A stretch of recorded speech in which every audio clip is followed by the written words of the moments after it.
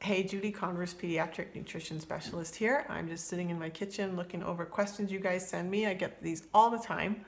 This is actually from a parent that I am working with for waiting on some results for their child. They have a baby who is under a year old, between 6 and 12 months old, and it's inconclusive whether or not this baby has FPIES, which is food protein induced enterocolitis syndrome. There's some symptoms, but not so severe.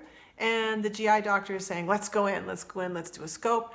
And the family's wondering, well, what's my opinion on that? And of course, I'm a dietitian nutritionist, I'm not a doctor, but I can tell you that I've read hundreds of endoscopy reports, kids from infants on up to teens.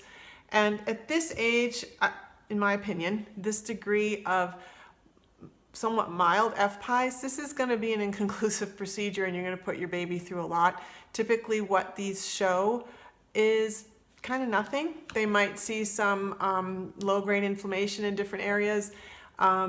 It would be extremely unusual and unlikely that they're going to find Crohn's disease. I have, I think, 2 to 3 children in my whole practice in 20 years under the age of 2 who were diagnosed with Crohn's via a scope. Very unlikely they're celiac, which is the other thing a scope can see, because this is a baby who's not eating any wheat yet at all and never has. And if there's another situation called eosinophilic esophagitis, that might be visible. In that case, they're simply going to give you elemental formula, antibiotics, and reflux medicine.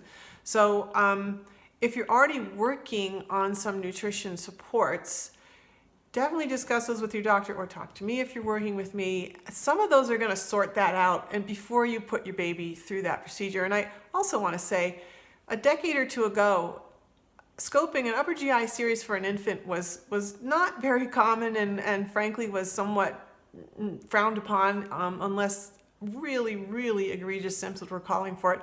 So my opinion on that particular question is, nah, wait and see. There's more work to do for your baby to sort out how they're going to progress before you put them under anesthesia and go through that. Okay, more questions soon.